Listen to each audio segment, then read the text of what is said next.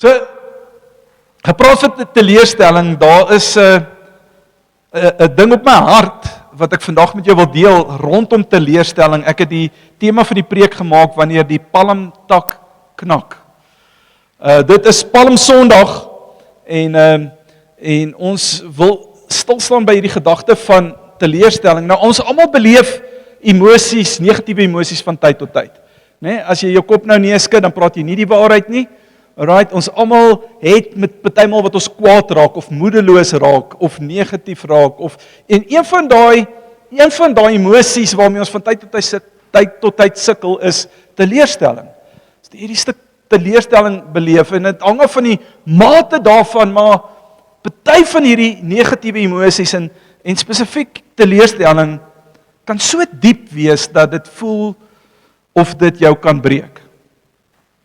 Nee, dit voel of dit jou in jou spore stuit, en asof dit jou kan breek. En vandag se storie in Palm Sondag, is wat ons juis soontoe vat, daar waar Jesus op die rug van 'n donkie in Jerusalem ingery kom. Hierdie dag is so 'n dag van absolute kontraste. Absolute kontraste, want ons sien daar die prentjie van die mense wat juig, nee, ons het nou net gesing Hosanna, dis wat hulle ook uitgeroep het. Hulle het uitgeroep Hosanna, en hulle waai palmtakke. Dis 'n teken van die erkenning van die prins van vrede wat gekom het. Hulle trek hulle kledingstukke uit, en hulle gooi dit op die vloer, amper soos 'n rooi tapuit wat hulle uitlê. Daar's hierdie elektriese energie in die lug. Maar ons weet, wat terugkyk, ons weet dat hierdie selfde skare wat uitgeroep het Hosanna, gaan oor 5 dae skree, kruisig hom. En dis hierdie spanning wat ons 'n bietjie vandag mee wil stoei en werk in die storie daarvan net weer wil na kyk. En so, die skare was op 'n high. Hulle was op hierdie geestelike, jy weet as jy op 'n gemeentekamp was, of jy is deur een of ander kursus, is dit net hierdie plek waar jy is, waar jy voel, jy is op 'n geestelike, 'n hoë plek, en die skare was amper op 'n soort gelyke plek, want hulle het Jesus dopgehou. Hulle het gesien die wonderwerke wat hy doen, hulle het gesien die deurbrake wat kom, hulle was aangegryp deur sy prediking. En hulle identifiseer hom as die een waarvan die profete geskryf het as die Messias, en nou sê hulle, hy's hier. En hy gaan kom om ons te verlos, hy gaan die Romeine verdryf wat ons so verdruk, en ons lewens vir ons moeilik maak, hy gaan die siektes kom wegvat, hy gaan Israel herstel, sodat dit weer hierdie sterk nasie kan wees, hierdie gevestigde nasie, hy gaan ons weer op die map kom sit. En so hulle verwagting het iets te doen gehad met 'n politieke oorwinning, en 'n fisiese vryheid, 'n bevryding, nee, van hulle haglike omstandighede waar hulle onder die Romeine moes leef.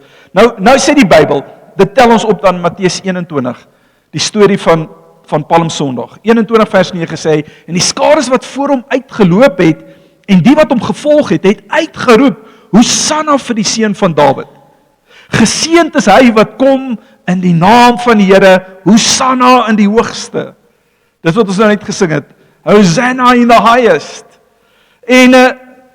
En die betekenis van hierdie woord Hosanna is eintlik in die Hebreëus, die grondteks daarvan, die wortelwoord beteken, is eintlik 'n uitroep, red ons. Maar die konteks hier, hoe jy dit ook kan verstaan, is iets van 'n bewondering, die Engels sê 'n adoration. Hulle sien hom, hier's Jesus, hy's die Messias, en hulle roep eintlik uit, red ons, maar hulle roep eintlik uit, U is die redder. Dis so gesaamtelike, ons het 'n verwagting. Ons het 'n verwagting van wat U gaan kom doen. Maar hier's wat gebeur.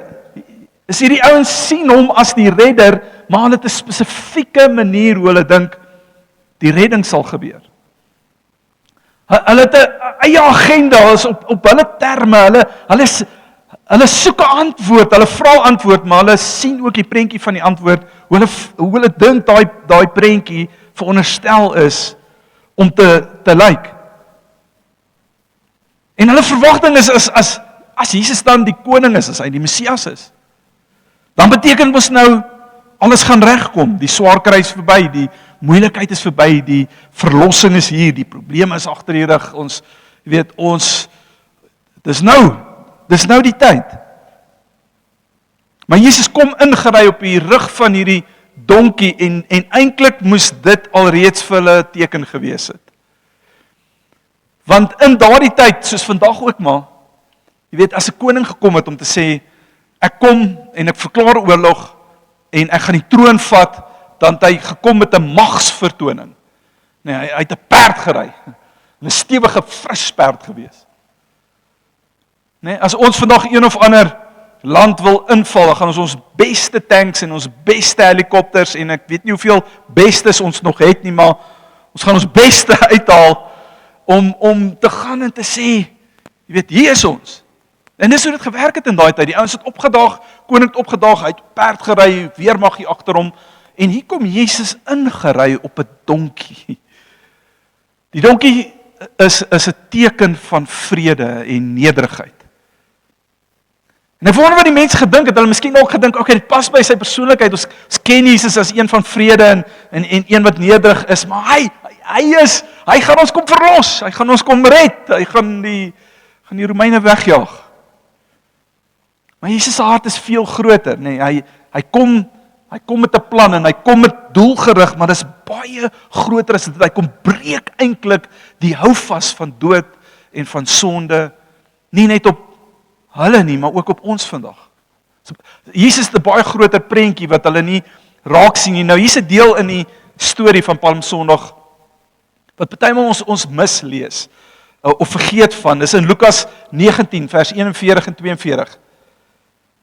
Toe hy naby kom en die stad sien, het hy oor haar gehuil en gesê: "As jy maar op hierdie dag die ding besef wat vir jou vrede kan bring.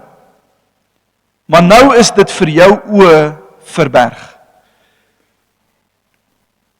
En die prentjie wat ons sien is hierdie skare wat die palmtakke swaai en hulle juig. En dit wat ons hier gelees het van Jesus wat kom en hy kyk uit oor hierdie stad Jerusalem en hy kyk uit oor hierdie mense. Sê daar's hierdie oomblik wat die koning huil. En jy moet sien, dis te midde van jy's op die donkie en hy's besig om deur te beweeg en die mense skreeu Hosanna en ons gejuig en daar loop 'n traan oor Jesus se wang. En hier is die rede hoekom hy huil. Hy huil nie omdat hy nou, seer gemaak is in sy gevoelens en hy weet hierdie ouens wat hier staan, van hulle gaan Vrydag daar wees waar hulle gaan uitroep kruisig hom en dit maak hom eintlik seer oor kyk nou hoe skree hulle nou Hosanna. Ons doen dit partymal nie. Ons beleef partymal daai stuk spanning en daai negatiwiteit en daai bitterheid. Maar dis nie wat met Jesus hier gebeur nie. Jesus kyk na hulle en hy sien hulle seer.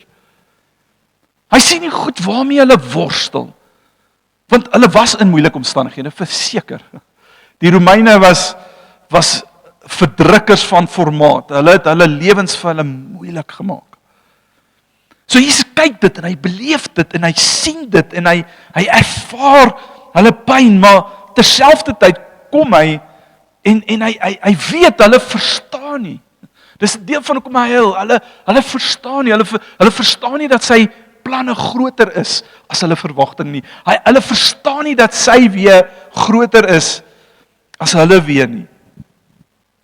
Hy sien hulle pyn, maar hy sien ook hulle blindheid in daai situasie. As hulle maar net geweet het die dinge wat vir hulle werklik vrede gaan bring. Hulle het hulle seer gevat na 'n sekere plek toe, maar Jesus het 'n baie dieper wortel gesien waarmee hy mee wou kom werk het. En so in daai oomblik is die Here saam met hulle en hy stoei saam met hulle en hy huil saam met hulle. En as ek dit vir jou kan sê vir oggend is dat Jesus huil saam met ons in ons gebrokenheid. Nee, wanneer jy op daai plek is, wanneer jy met 'n negatiewe emosie sit wat voel dat hierdie ene gaan my breek, dan huil Jesus daar saam met ons. En hy huil nie omdat hy nie hoop het nie, hy's in daai oomblik hy's net naby ons. Woord sê dat die Here kom naby hulle wat gebroke van hart is. Hy weet dis volbring, hy weet hy het aan die kruis gehang, hy weet die oorwinning is daar, maar hy is in sy diepste wese, beleef ons partymal, waar is die Here? Maar hy's net hier. Hy's net hier. En hy's saam met ons in ons eie oomblikke van ons diepste twyfel en waaroms en hoekom. Hy raak nie kwaad vir dit nie. Hy kom naby aan ons. Romeine 8:26 herinner ons aan hierdie gedagte, as hy sê, so kom die Gees ons ook in ons swakheid tot hulp, want ons weet nie mooi waarvoor ons behoort te bid nie, maar die Gees tree self vir ons in met versigtinge wat nie verwoord kan word nie. Jy was al op 'n plek waar dit vir jou voel, Here, ek het nie woorde nie, ek weet nie wat om te bid nie, ek weet wat in my kop is, en ek weet, ek ken nie antwoorde, maar hier binnekant voel dit vir my, ek kan nie, Here. Ek weet nie wat om te bid nie, dan sê die Bybel, hoor hoe besonder is hierdie, dan sê die Bybel, dis wat die Heilige Gees doen, hy is ons trooster, hy kom staan hier om ons. Hy, soos wat ons in Genesis lees, en die Engels sê, he brooded over the void, hy het soos sy hen kom broei, en die Heilige Gees kom en hy bring vertroosting, die Heilige Gees kom en hy bring wysheid wat nodig is in 'n situasie, en Heilige Gees kom en hy kom spreek namens ons, hoop en lewe en antwoorde, spreek hy uit oor ons, en praat hy met die Vader, wanneer ons nie weet nie, ons nie weet hoe nie. En so die evangelie, die goeie nuus, is nie altyd dat alles volgens plan verloop en dat alles uitwerk soos wat ons dink dit uitwerk. Inteendeel, die evangelie is daai storie van dat selfs wanneer die kruisiging oomblik, dis daai oomblik, die donkerste oomblik, dink ek, in die mens se geskiedenis waar die mens uitroep, kruisig die seun van God. Die evangelie is die storie dat God die vermoë het om selfs daai donkerste oomblik om te draai en dit die grootste oomblik, die grootste oorwinning van alle tye te maak, wanneer Jesus aan die kruis hang en sy lewe neerlê en vir ons sonde sterf en oorwinning vir ons behaal. So wat wil ek vir jou sê vanoggend, wat maak ons met teleurstelling? Want die realiteit is ons almal tref daai pottel. Nee, ons almal tref daai oomblik in ernstig in ons lewe, daar gebeur goed, of ons ontvang nuus, of daar's ietsie wat in my lewe gebeur, wat net 'n teleurstelling is, wat nie net iets is wat ek drink 'n Panado en kom oor dit nie. Nee, dis 'n tipe teleurstelling wat jou hier in jou binneste gryp en vat, en dit voel, Here, hiermee, ek weet nie of ek hiermee kan werk nie. Wat doen ons met teleurstelling? Soos hierdie volgende gedagtes, ek wil hê jy moet dit neerskryf. Die preeknotas is uitgestuur vanoggend op die WhatsApp groepe. As jy notas soek, praat ook net met my. Sien nie op die WhatsApp groep is nie, maar dis die eerste ding wat ek vir jou wil vra vanoggend, is moenie toelaat dat jou teleurstelling in oordeel verander nie. Dis wat gebeur het met hierdie ouens. Hulle het verwagting, dis 'n verwagting, en dan is hulle teleurgestel, maar nou kom Jesus nie, en hy skop nie die Romeine van die troon af nie, en hy kom vestig nie is Israelitiese koninkryk nie, hy kom praat van die dood en van die koninkryk van die hemel, wat nie vir ons sin maak nie. En dan is daai teleurstelling word bitterheid. En die bitterheid swaai om in kruisiging. Moenie dat jou teleurstelling in 'n oordeel in verander nie. Die tweede ding wat ek vir jou wil sê is, laat toe dat God jou definisie van oorwinning kom herskryf. Dit help ons om ons teleurstelling te bestuur, want ons het 'n prentjie van wat is oorwinning. Oorwinning is wanneer die Here die gebed beantwoord het. Oorwinning is daai plek waar ek is nou genees. Die Here het my gesond gemaak. Die Here het vir my die werk gegee.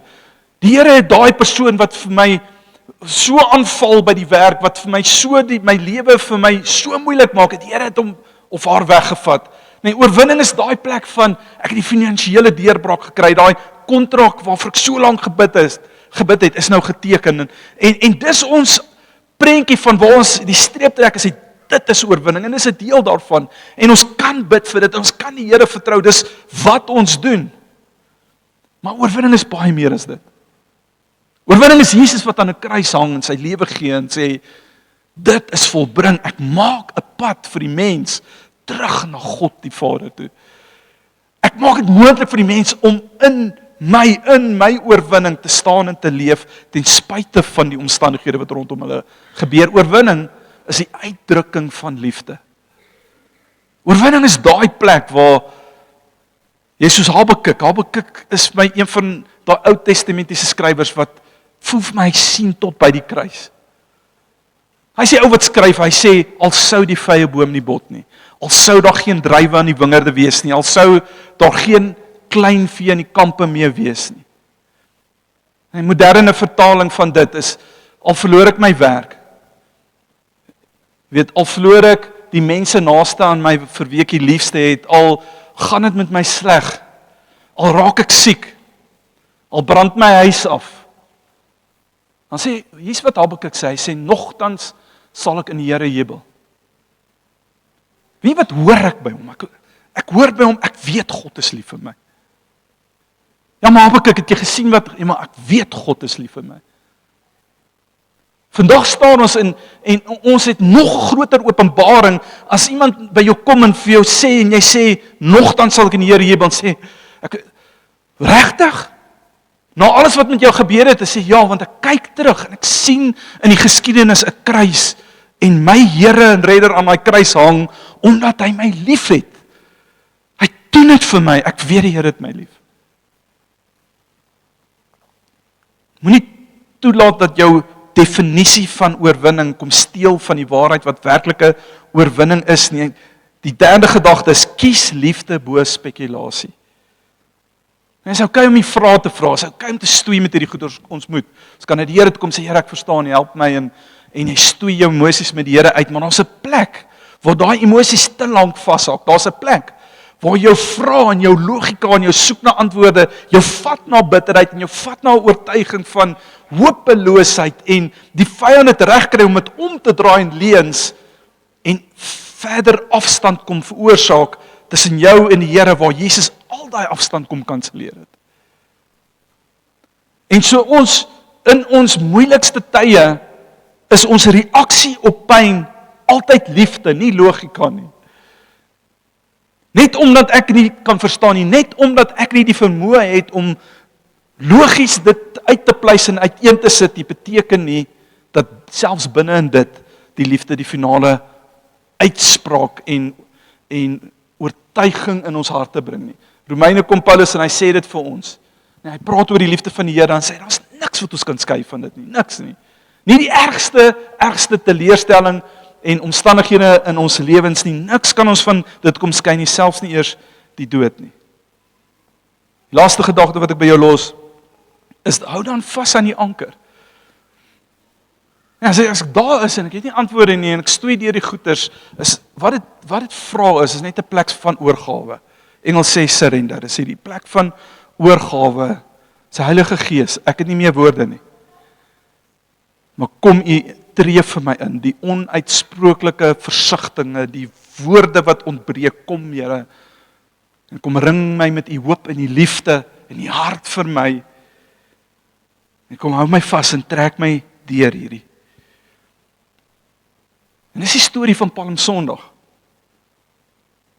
Palm Sondag herinner ons nie, of herinner ons dat Jesus nie gekom het in Jerusalem en dat hy daar ingery het op 'n donkie en sy hoop was dat hy die pyn van hierdie wêreld kan vermy en ontsnap nie, maar hy kyk dit reguit in die oë. En hy weet presies wat kom. En dit sê vir ons dien 'n God wat nie bang is vir die swaarste en die moeilike en die donker oomblikke van hierdie lewe nie.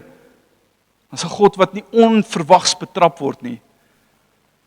Een wat sê ek is almagtig en selfs binne in dit. Romeine 8:28 alles sal ten goeie meewerk. Vir die Here, die wat die Here liefhet, wat in sy liefde leef en wandel.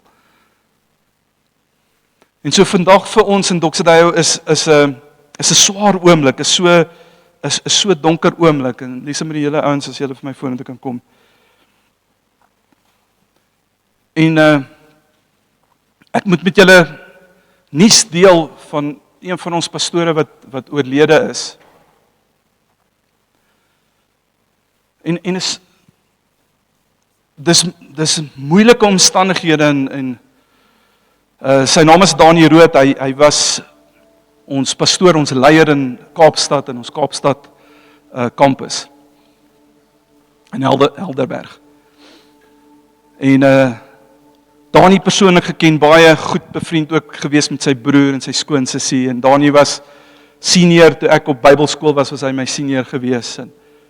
En hierdie kommunikasie is swaar op my hart en is vir my moeilik om met julle te deel, so ek gaan iets lees van wat die leierskap uitgeskryf het, voordat dit dalk op media hardloop en wil ons harte was om te kommunikeer met ons gemeentes van die pastoor se kant af, persoonlik.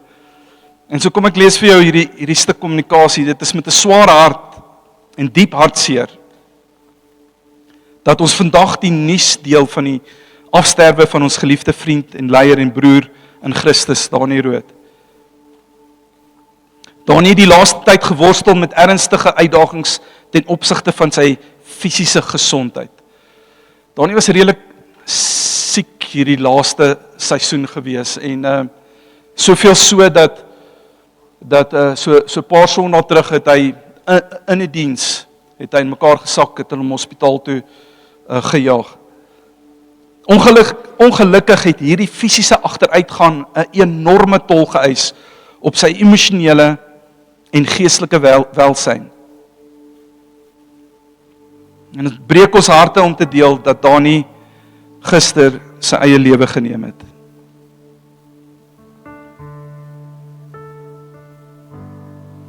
Dis in hierdie oomblik van verwarring wat ons vashou in die waarheid, dat sy laaste dade kanselleer nie 'n leeftyd van geloof en diensbaarheid nie. Ons glo onwrikbaar dat God se genade groter is as die donkerste oomblik in ons lewens. En alhoewel ons dit nie nou kan begryp of verstaan nie, vertrou ons dat God sien en weet wat vir ons onverklaarbaar is. Dani was 'n familieman, eerstens, maar ook 'n man wat homself onbaatsigtig aan die Doxadeie familie en die koninkryk van God gegee het. En sy liefde vir mense was opreg en aansteeklik. Of dit was nou deur sy passievolle verkondiging van die woord, sy toewyding aan die visie van Doxadeie, of sy egte, genuine verhouding met die Here, het Dani lewens aangeraak. En ons is diep dankbaar vir die tyd wat hy saam met ons was en ons hom geken het en vir sy nalatenskap wat hy agterlaat. En in hierdie tyd van skielike verlies nooi ons die hele Doxadeie familie om God en op God en op mekaar te leun. En ons vind vrede in die woorde van Jesus in Johannes 14:27. Vrede laat ek vir julle. My vrede gee ek vir julle. Laat julle harte nie ontstel word nie en moenie bang wees nie. 'n Oproep tot eenheid en versorging in die dae wat voorlê is ons eerste prioriteit die beskerming en die versorging van Dani se familie, vennote in die kampus en die Kaapstad span. Ons vra dat julle hulle deurlopend in gebed sal dra en hulle die nodige ruimte en genade sal gun om hierdie verlies te verwerk.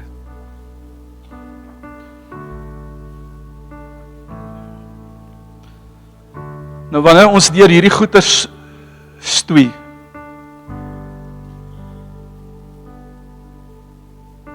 wanneer ons hierdie goed hoor, dis waar ek op daai plek kom, waar ek sê, Here, okay, nou die teleurstelling is te groot.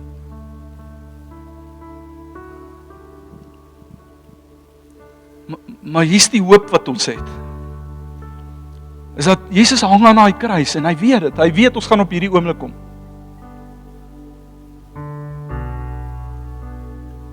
Hy weet ons gaan met stikkende mense en stikkende gemeentes gaan ons moet werk.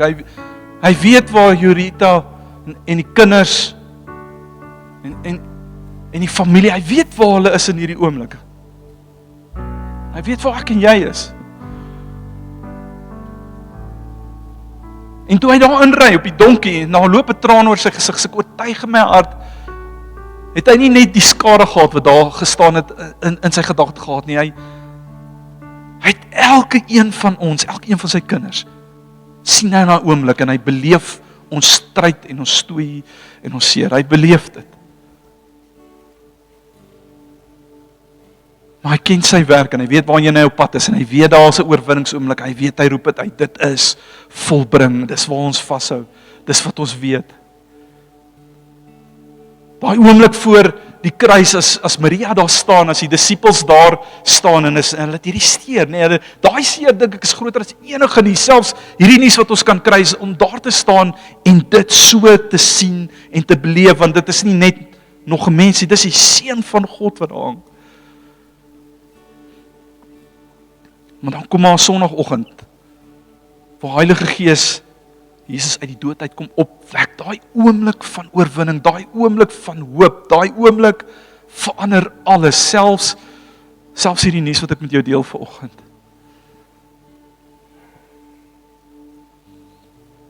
Deel van die kommunikasie wat ons wil graag uitgee is, as jy loop met goeders, as jy stoei met goed, as jy goeders hier in jou binneste het, as depressie jou beet het, wanneer die negatiewe emosies vir jou te veel raak, kom praat met ons. Kom reik uit, kom praat, laat ons jou met iemand konnekteer wat saam met jou op pad kan stap. Jy hoef dit nie alleen te doen nie. Die vyand kry dit reg om ons te isoleer in ons gedagtes, in oomblikke soos daai. Moenie toelaat dat hy dit doen nie. Ons wil absoluut die pad met jou stap wanneer jy in daai plek is. As jy vanoggend hier sit en hierdie vat jou terug, dalk het jy al in jou verlede met iets soortgelyk te doen gekry in jou lewe, kan ek vir jou sê dat die dood, en maak nie saak hoe dit gebeur nie, het nie die laaste sê nie. Jesus het. Paulus kom skryf het so mooi, nee, as hy kom maak hierdie verklaring, as hy in autoriteit kom uitspreek, sy dood, waar is jou angel? En dan sê hy, Jesus het die angel van die dood verwyder, verbreek. Beteken eintlik vandag vir ons hartseer, maar die krag daarvan en die houvas is verbreek. En ons te hoop in hom, moenie dat vandag se teleurstelling môre se hoop in jou lewe kom steel nie. En so ek wil vir jou vra om te staan en ons gaan 'n oomblik van gebed as 'n gemeente saam bid vir ons kampus in die Kaap. Ons gaan saam bid vir Dani se gesin, familie. Maar terselfdertyd hier staan mense hier wat op 'n plek is van emosionele druk, negatiewe emosionele belewennisse wat net, dit voel vir jou net te groot en te veel. En vandag sê ons, Here, nee, daar's 'n oorwinning oor ons uitgespreek, 'n vryspraak oor ons uitgespreek en ons staan in dit in Jesus naam. Vader, ons kom bid vandag spesifiek vir Jorita en die kinders en Dani se familie en hulle onsekerheid en hulle verwarring en die verwerking van die emosies waarmee hulle moet sit in hierdie oomblikke, Here. Dis tye soos hierdie wat die vrede wat U van praat, wat die verstand te bowe gaan vir ons so belangrik raak en so groot realiteit raak. Ons bid dit oor Jorita hulle in hierdie oomblikke. Ons bid oor ons span, ons voltydse span en ons vernoot ons gemeente in die Kaap in Helderberg. Here, ons spreek U vrede. Ons vertrou, Here, dat die vyand nie reg kry om hierdie 'n storie te maak van verlies en hopeloosheid nie, maar U dit omswaai en juis die donkerste oomblikke kom gebruik as oomblikke van ons die wegspring van ons grootste oorwinnings. Dis in tye soos hierdie, Here, waar die kerk geken word aan hulle liefde en omgee en vergifnis en nabyheid aan mekaar. Dis tye soos hierdie wat ons as kerk geken word aan ons afhanklikheid van U. Dis wanneer tye soos vandag, Here, wat ons voor U staan en sê, ons weet nie en ons het nie die antwoorde nie. Ons het U nodig. En ons is geanker in 'n hoop wat vasgemaak is 2000 jaar terug aan 'n kruis. En 'n opstanding wat dit kom verseël het en vir ons lewe kom gee het en lewe nie net in hierdie bestaan nie, maar in 'n ewigheid sodanigheid. Ons staan vandag in daai waarheid. En vanuit dit bid ek ook vir elkeen in hierdie auditorium wat stoei met emosies, negatiewe emosies, teleurstellings wat hulle dalk plat trek. Ek bid vanoggend, Here, dat U hoop bring en hoop herstel. En selfs waar daar nie woorde is nie, Heilige Gees, kom U en U trek. U trek hulle naby U, U vat hulle in 'n spasie in en U spreek oor hulle. U bid namens hulle. U bid namens ons. Mag U lewe, U hoop, die laaste sê in ons storie sê. In Jesus naam. Ek wil vir jou vra, ons gaan in hierdie oomblik iets net verklaar. Ons het vroeër gesing Hosanna.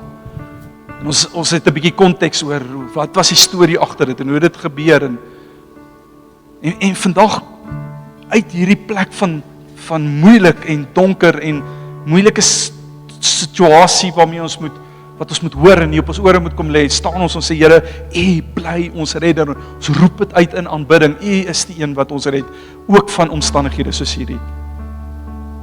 Ek wil net toelaat dat Heilige Gees jou hart vat vanoggend en al het jy nie woorde nie, al is jy ook in so 'n moeilike plek dat jy vanoggend net sê, maar okay, Here, kom tree U in vir my, namens my. Ek staan en ek laat net toe dat U die werk doen binne in my.